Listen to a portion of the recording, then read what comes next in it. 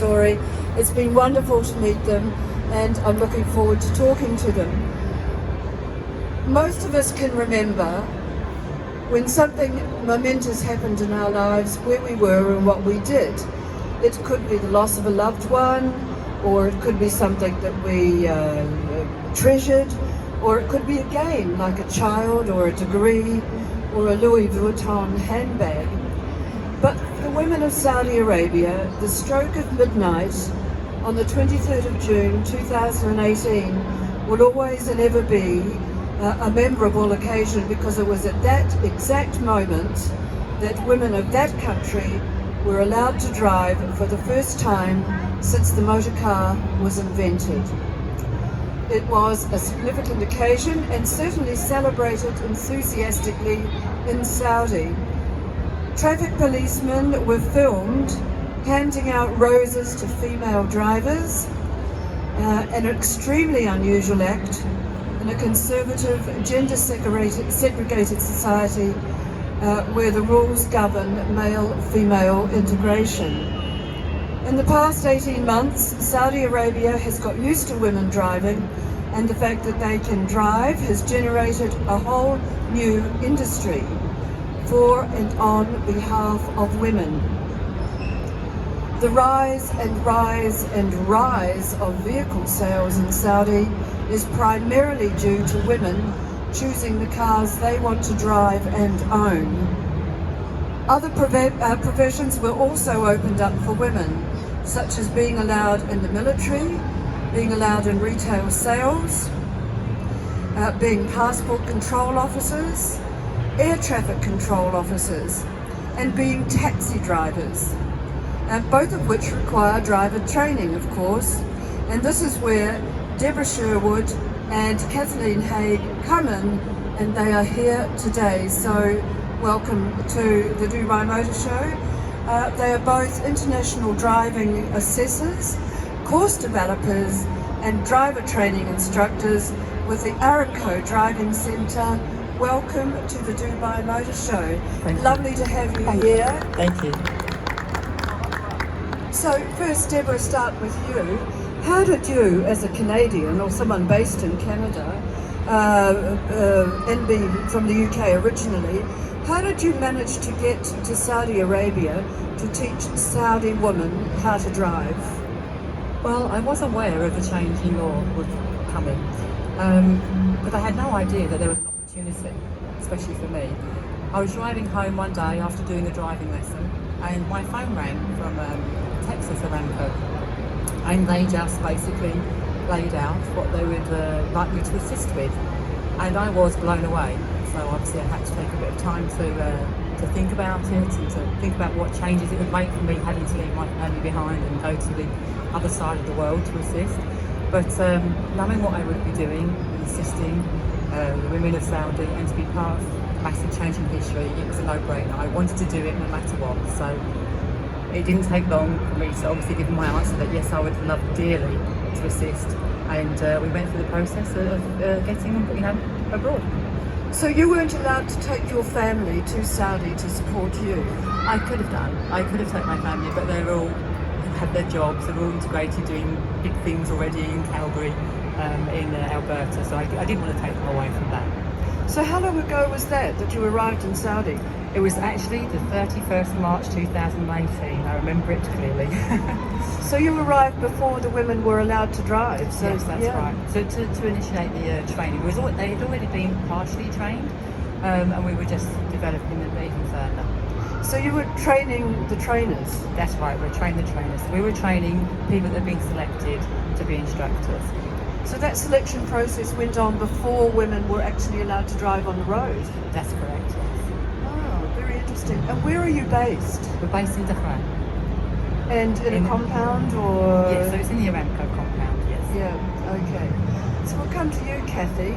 You're from the UK and you had to leave your family behind as well. What motivated you to do that? Because it's a big step. It was a big step. I was contacted by someone from the JMC, and she said, we're selecting people to apply for this position that's come available. There's only a few who've been selected. was curious. I have to be honest at first. I was like, what that is, I'll find out a little bit about that, see what's happening. And the more I found out, the more I became so passionate at becoming involved. I had to leave my family behind. I could have brought them with me, but as Deborah says, you don't want to uproot your family. It's unfair for something I personally wanted to do to upset everyone in the family and move them away. So I went through the process, as Deborah did, and I was lucky enough to be chosen. And I have to say, when I found out, I cried. I was absolutely thrilled. It's one of the... I felt very proud at being one of the 4 assessors to have been chosen to do that job, to help ladies learn to drive, to train them, to teach their people, their other ladies to drive, to help them become independent, to give them that freedom if they chose to use it. And it was just one of the proudest moments. Such an honour. It absolutely was an honour. It was.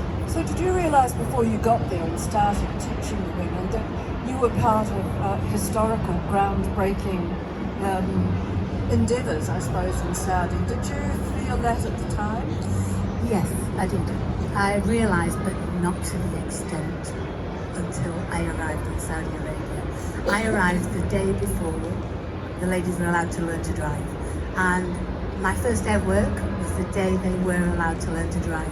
The celebrations, the ladies all excited, all coming to work in the cars, all talking about, as you said, Deborah, 12 o'clock the night before, a minute past 12 when they could get in the car and they could drive. About, as you mentioned, the roses being given out. The celebrations went on for 3 days, and people are still, as we are, absolutely exhilarated by what's happening. So we take driving almost for granted, don't we?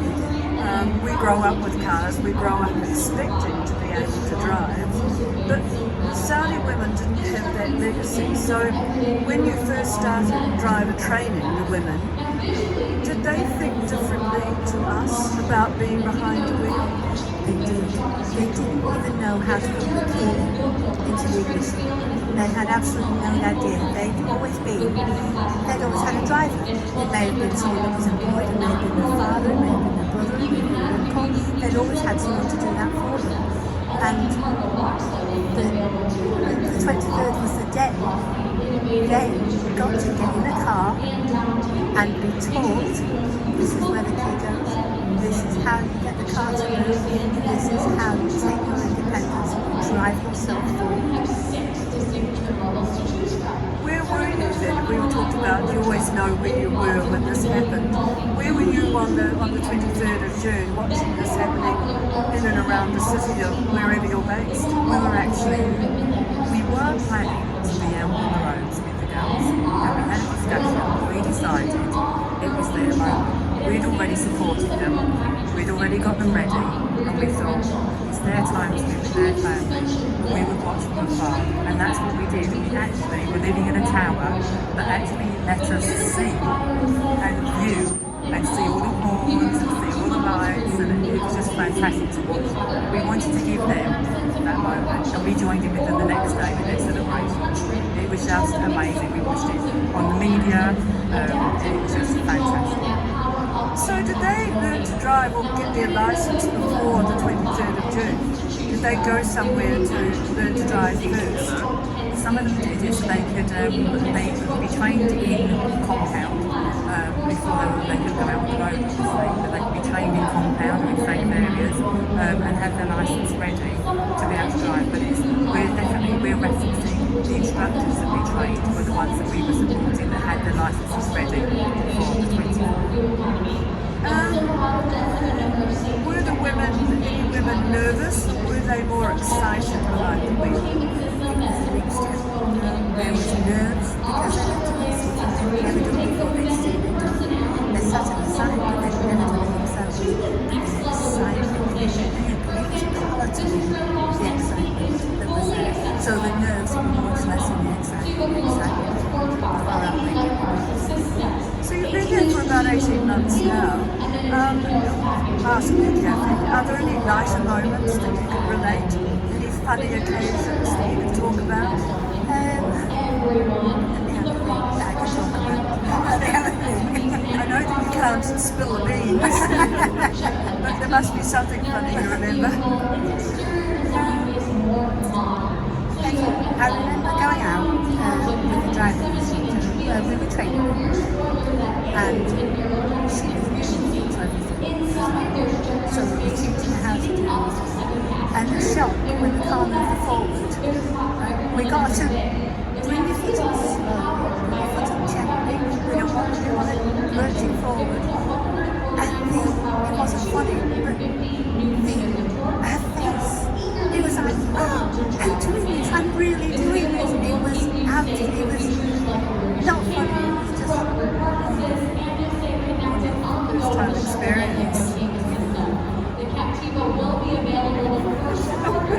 yeah, not that we could say. The funny ones we can't say. Can't say. Well, let's have a look at you, not so much in Saudi Arabia, but you did. How did you get into driver training? I was actually asked when I was 21 by a local driving school. They didn't have any female instructors, and I was just chatting away about how much I love driving and where I've driven all over Europe, and I was asked to train. And I was just actually thinking about going to university to train as a teacher at the time, and I thought, okay, I'll give it a go. So I trained to be an instructor, really enjoyed it, actually had in my mind that it would help me finance going to university, which it did, but I enjoyed it so much. Not only did I train to be a teacher, I continued to be a driving instructor, and I've really done that for most of my life, done both things. I've been a teacher and a driving instructor.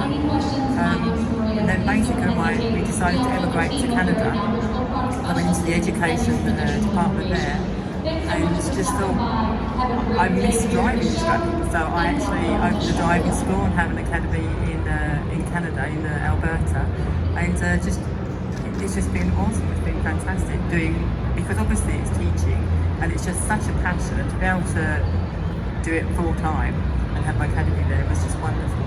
So you started your own academy in Alberta. That's correct. Fantastic.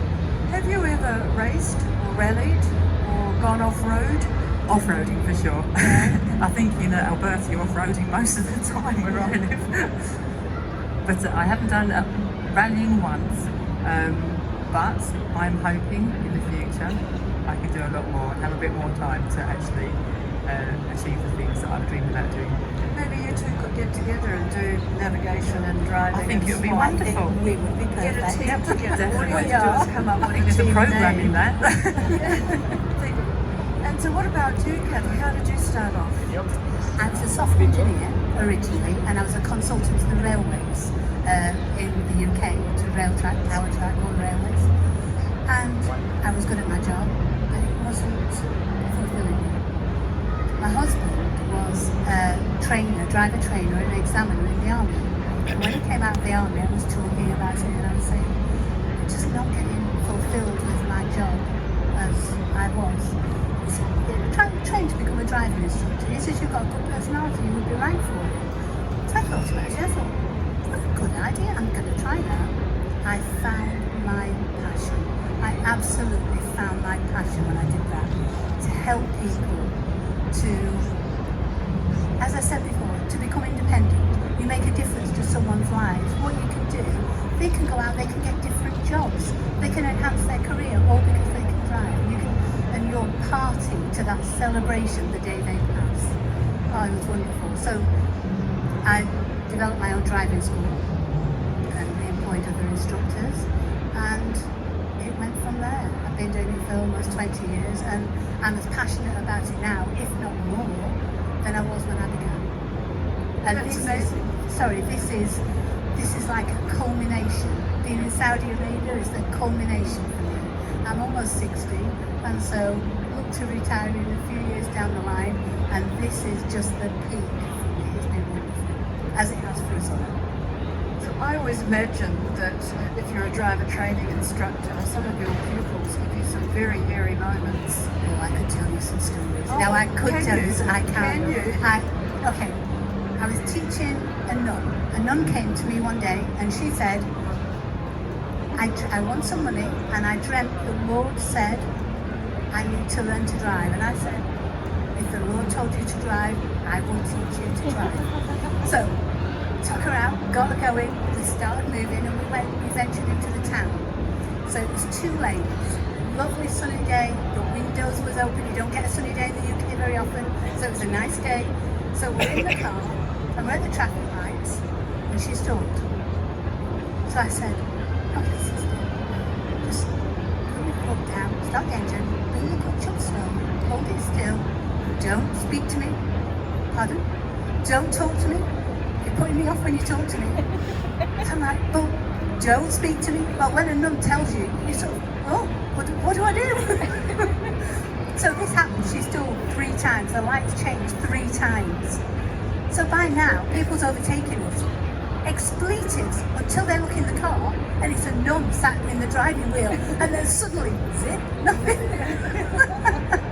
So that was one of the funnier moments I've had. Had some lovely moments, but they say as a driving instructor we can write a book. We absolutely could. People would be shocked. We're like a counsellor, we're a friend, Unbelievable. we're the things we represent to our students, and we're confident. And we always keep the confidence. Absolutely. I've had to learn Russian to teach people before. I've done driving lessons at 4 o'clock in the morning for people. It's the only time they can learn. And late at night, I think 11:30 p.m. was the latest time I ever scheduled for driving instruction. You do it because you want to support people to, as you say, achieve a lifelong skill that changes their life. So you do whatever you need to do to help them. How many people want to learn to drive at 4:30 in the morning? You'd be surprised. Shift workers. Oh, of course. Yeah, Shift definitely. when they come off duty. Absolutely. They go home, they finish at 2 o'clock, they're tired, they want to go to bed, they can't be driving tired, it wouldn't be safe. So they do it in the morning when they get up and they're ready to go. And that's what we're there for. We're there to help them. And if that means 4:30 in the morning, like Debbie said, that's what we'll do, 4:30 in the morning. Or learn Russian. Yeah, well, gosh, we've learned so many languages. I mean, we can speak Arabic, but we can only do straight, left, right, roundabout, first exit, second exit, U-turn, and stop. I'll stop. Yes. Oh no, we're good on those dual controls, don't you worry, Sandy. Oh, you've got dual control cars. So what sort of cars are you driving in Saudi? The Corollas. Coronas? Corolla. Corollas. Well, dual control. You'd have to though, wouldn't you? For those Absolutely. who are nervous. Absolutely. Yes. Let's look at the driver training curriculum or the road code. You're both from the UK, which is fairly comprehensive driver training. But there are some other countries that have looser rules, shall we say. Is there something that you would like to see initiated when it comes to driver training? Legally, for me, I'd like to see there's 2 things. It's 3 things. It's very important to me. I'd like to see the phones make sure it's put away, not on the phones when they stop, because that's what you see. You see them stop in the car. The first thing they do is look down at the phone. The second thing is no children in the front, seats in the back, and the seatbelt applied. And I'd like the horn taken out. I've never known a country where they use the horn so much.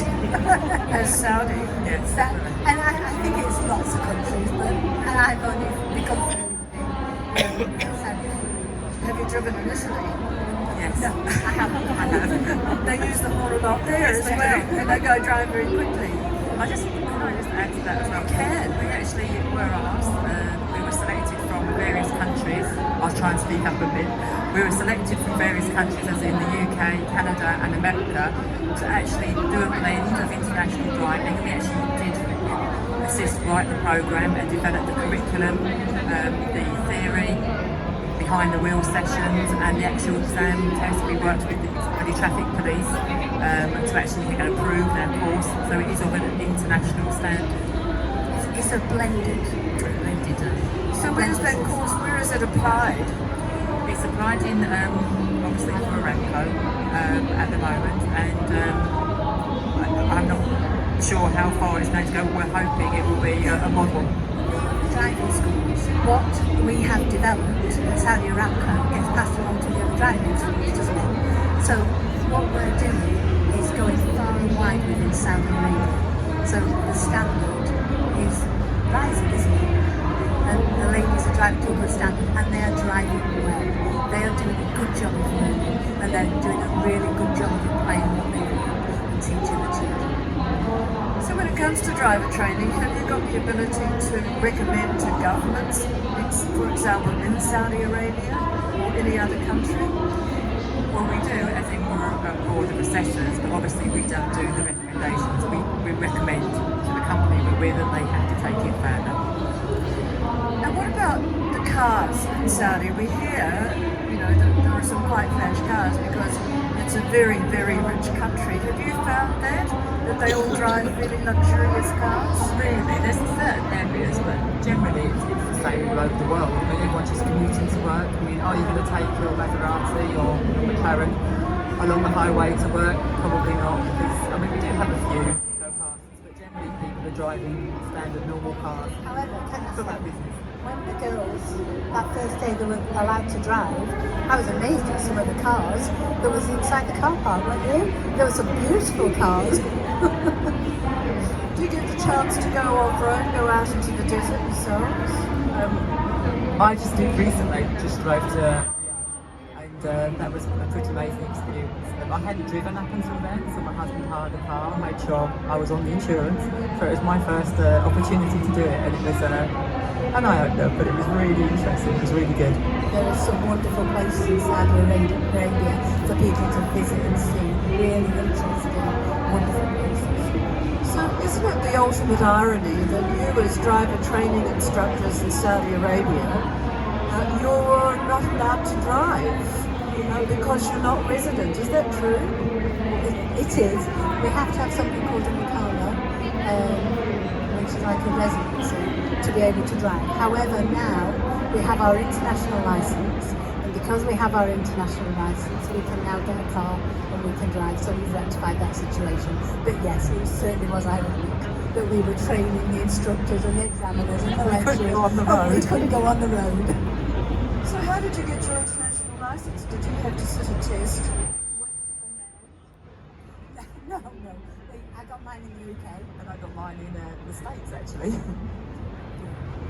If you were going to recommend something in Saudi Arabia as far as women are concerned, and to raise the driver's standards, would you get them to speak to the children or their aunties or their uncles? How would you go about improving that standard of driving? I'd like to see it in schools. I'd like to see it discussed in schools. I'd like to see filmed in schools. I'd like to see examples. I'd like to see trainers like us inside schools, getting into those young minds early, so that they are mentally prepared for the day when they get in the car. They're ready. Team driving courses really in place. In Canada, we start at 14, and it really makes a difference. They can't get their license at 16, but they can practice, they can get behind the wheel, and they get a real appreciation for safe driving and defensive driving. We hear a lot in other countries about alcohol being a contributing factor in road deaths and road accidents. That doesn't apply in Saudi. So are there road deaths in Saudi? Well, the other thing you have to think of is because you can be inhibited from your driving in any way, it could be tiredness, it could be prescription drugs. There are many things people have to be careful of when they're driving. It's not just alcohol or drugs. It can be illness, it can be the fact that lack of sleep. It could be any of those things. You just have to learn to manage and be, responsible, be a healthy driver. It can also be speed.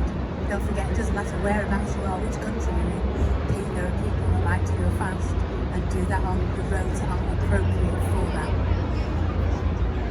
I wonder if anyone in the audience would like to ask either Deborah or Kathy some questions. Thank you very much, first of all. Obviously, or rather a lot of sort of famed economists say that the key to economic development is empowering women, right? So being able to, in a country like Saudi with 27 million people, if you can get half the country driving that weren't previously driving, that's got to have huge transformational potential. What are your thoughts on what it means for the future of the country's economy?